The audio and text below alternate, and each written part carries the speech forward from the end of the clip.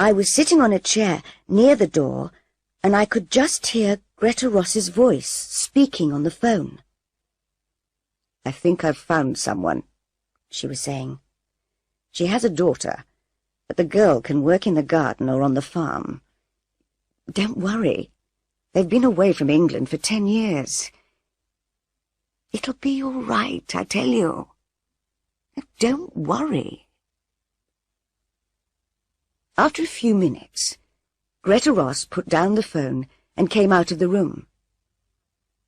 "You got the job," she told my mother. My mother was pleased. "Thank you," she replied. I was pleased too, but now I was worried about that phone call. I didn't understand it. Chapter 2. The Island.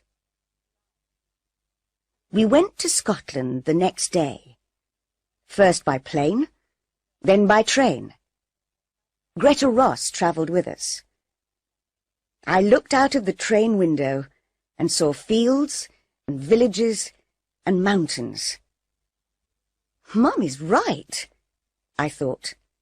Scotland is a very beautiful place. "You're going to be my husband's secretary," Greta Ross told my mother. "He's a businessman, but he never leaves the island. He does all his work by telephone and letter and computer. He invests money in companies all over the world."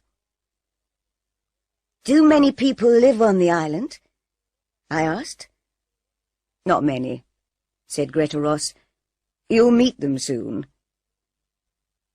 Greta Ross is young, I thought. Is her husband young too? How can a young man buy an island? Is he very rich? After the train, we went on Mr. Ross's boat, which took us out to the island. The boatman was a young man. He had dark hair and was brown from the sun. "This is Tony," said Greta Ross. "He works for Mr. Ross." "Hi," said Tony. Soon we were near the island. I could see the beaches and the cliffs. The boat slowed down. "There are dangerous rocks round the island," explained Tony. "A lot of them are under the water, and you can't see them. I have to be careful.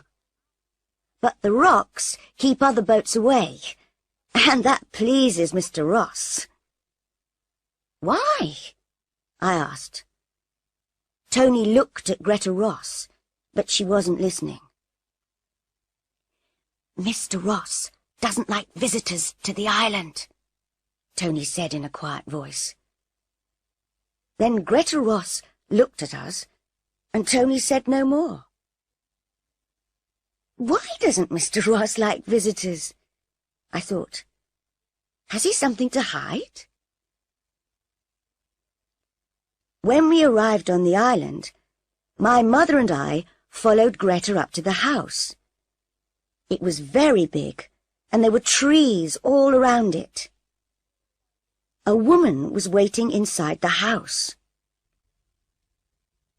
"This is Mrs. Duncan, Tony's mother," said Greta. "She's the housekeeper, and her husband is the gardener. Mrs. Duncan will take you up to your rooms. I'm going to tell Mr. Ross you've arrived." The housekeeper was a little woman with short hair. She went up the stairs, and my mother and I went after her. My room was next to my mother's. I looked out of the window and saw the gardens at the back of the house. A man was working in the garden near some trees. Is that Mr. Duncan? I thought. I looked between the trees and saw the sea. It's a beautiful house and a beautiful island. That evening, we had dinner with Mr. and Mrs. Duncan and Tony. We ate in the big kitchen. "What happened to Mr. Ross's last secretary?" asked my mother. "She's in hospital," replied Mrs. Duncan. "She's going to be away all summer." "Isn't Mrs. Ross lonely here?" I said. "No," said Mrs. Duncan. "She likes painting a lot.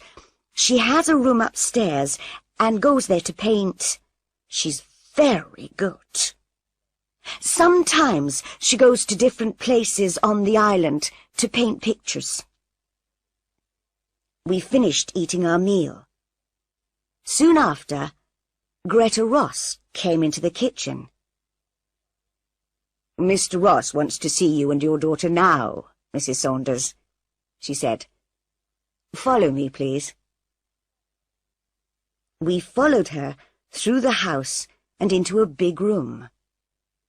This was Mr. Ross's office, and he was sitting behind a desk. I was surprised. He was a young man, about 30. He had a moustache, short dark hair, and he wore glasses. Mr. Ross was speaking into the telephone. "Who does he look like?" I thought. "Is it Tony Duncan?" "Mr. Ross is talking to a business friend in New York," said Greta. "Please sit down." While we waited, I looked around the office. There were 3 telephones, a computer, and lots of books and papers. There was another door, and I could see a smaller room, next to the office. There was a smaller desk and another computer in there. Mr. Ross finished speaking on the phone, then looked carefully at my mother and me. For a few seconds, he didn't speak, and just watched us. Then he said, "I'm pleased to meet you, Mrs. Saunders. I need some help with my work. My secretary is in hospital, and there's a lot of work to do. Sometimes you'll have to work late at night because of time differences in New York and Tokyo. Is that all right?" "Yes, that's all right," said my mother. "Can you use a computer?" "Yes." "Good." He looked at me. "Is this your daughter?" "Yes, this is Carol," said my mother. "Hello," I said. "Greta says you like gardening. There's a big garden here, so you can help Mr. Duncan. And there's a farm. Dan and Stella Parks live in the farmhouse and work on the farm. You can help them too. We have some animals. Some sheep, a few cows, and chickens. And there's a horse called Smoke. He's grey, like his name. Can you ride?" "Yes," I said. "I can ride a horse." "You can ride Smoke around the island, if you like." "I'd like that," I said. "Thank you." "And we grow vegetables and fruit," he said. "I work on the farm sometimes. I enjoy it." I smiled at him, but he didn't smile back. "Carol will enjoy working on the farm," said my mother. "Won't you, Carol?" "Yes," I said. Mr. Ross looks sad, I thought. But how did he get all his money? And why does he hide away on an island?